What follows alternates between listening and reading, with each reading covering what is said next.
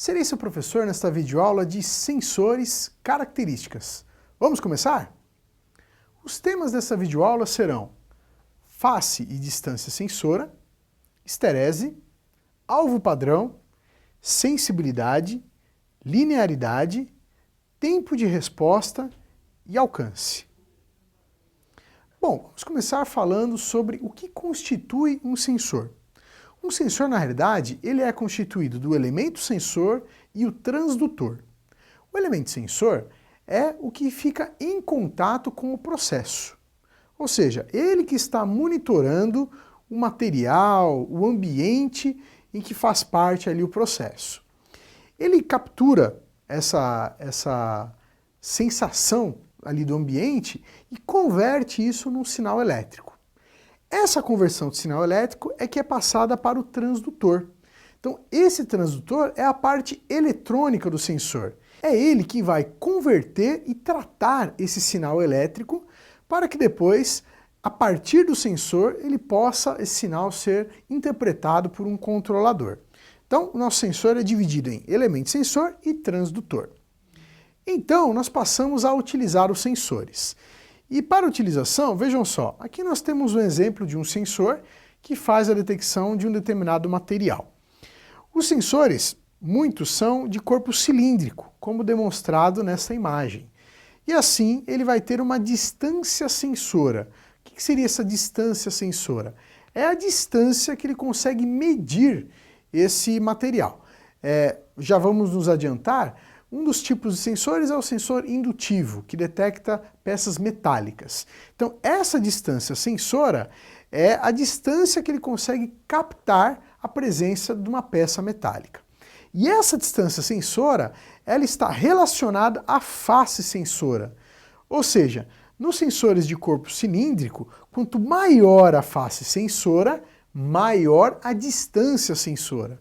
Por isso, bastante importante qual é o tipo de face sensora do seu sensor para a sua aplicação.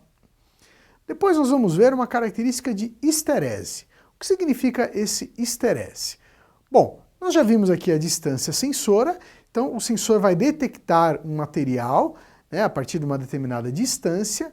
Agora, imagine que esse material ele não está parado, mas ele está se movimentando. Imagina que ele está se movimentando um pouco para frente, um pouco para trás em relação à face sensora. Essa movimentação pode ser suficiente para que o sensor fique ligando e desligando. Isso pode se tornar um sinal indesejado. Imagina só, por 1 milímetro que essa peça vai para frente ou para trás, ela liga ou desliga o sensor. Então, para isso foi criado esse esterese nos sensores. Ou seja, por mais que haja uma movimentação, existe uma pequena tolerância para ligar ou desligar o sensor. Então, essa movimentação do material tem que ser maior do que o nível de esterese desse sensor para que ele possa religar ou redesligar. Tá? Então vamos falar agora do alvo padrão. O fabricante de sensores, para ele determinar uma distância sensora para que ele possa colocar ali no manual do sensor, ele faz alguns testes. Então é criado um alvo padrão. Então, esse alvo tem um tamanho especificado, uma espessura de material especificada, e então os sensores passam a obedecer aquela distância sensora para esse alvo padrão. É importante salientar isso porque, de repente, você está aplicando um sensor industrial com uma determinada capacidade de distância sensora, mas ele não está te respondendo exatamente aquilo que está no manual. Isso pode se dar porque o material que você está fazendo a detecção é diferente desse alvo padrão. O seu material pode ser maior ou menor, e isso vai interferir nessa distância sensora da medição do sensor. Outra característica bastante importante é a da sensibilidade. A sensibilidade também é a capacidade que o sensor tem de medir esse material. Então, naquele nosso exemplo do sensor indutivo, eu estou detectando materiais metálicos. Então, dependendo do material que eu estou verificando, esse material ele vai influenciar na sensibilidade do transdutor do nosso sensor. Então, no caso do sensor indutivo, materiais metálicos diferentes, como por exemplo o cobre, o ferro, o latão, eles têm coeficientes de sensibilidade diferentes. Então, de acordo com o material que eu estou detectando, eu posso interferir também no sinal que o meu sensor irá produzir. Linearidade. O que vem a ser a linearidade para um sensor? Bom, o sensor ele tem essa tarefa de traduzir o que está acontecendo no processo em um sinal elétrico.